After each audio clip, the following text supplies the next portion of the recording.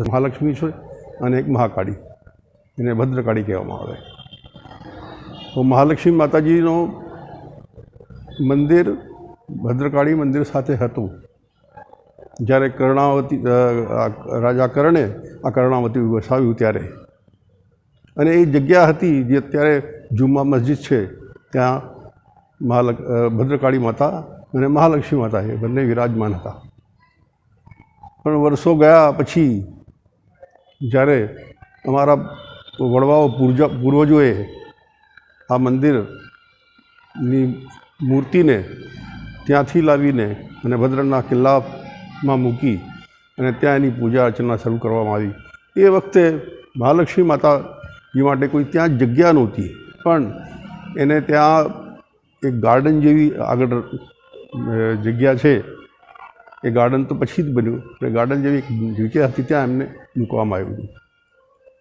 ત્યારે મારા વડવાઓએ એમને વિચાર્યું કે મહાલક્ષ્મીજીનું પણ એક સારું સ્થાન હોવું જોઈએ.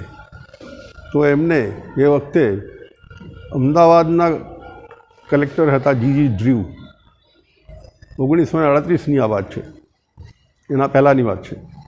અને એમને આ માતાજી માટે અહીંયા જગ્યા આપી અને અમે મારા વડવાઓએ શ્રી રામ બલી પ્રાગ, જે મારા દાદાશ્રી થાય, તેઓએ અહીંયા માતાજીની સ્થાપના કરી અને આને મુનાભાઈ આશ્રમ તરીકે આખું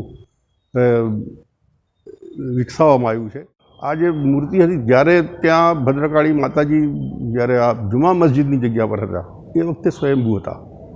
પછી આ તોડફોડ જે શરૂ થઈ, એની અંદર એ મૂર્તિને બચાવીને ત્યાં મૂકવામાં આવી હતી. તો પછી શું થયું એનો બહુ ઇતિહાસ અમારી પાસે નથી.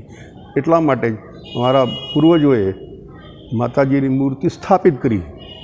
બીજી એ ઓરિજિનલ મૂર્તિ નથી અને સ્વયંભૂ પણ નથી, સાચી હકીકત આ છે.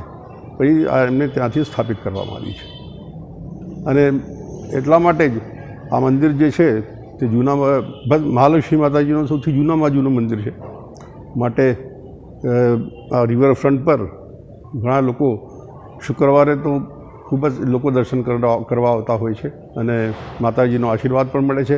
અને આજે અમદાવાદની જે આ પ્રસિદ્ધિ અથવા તો સિદ્ધિ અથવા જેના કારણે સમૃદ્ધિ છે, આ બધી માતાજીનું જ એક આશીર્વાદ છે.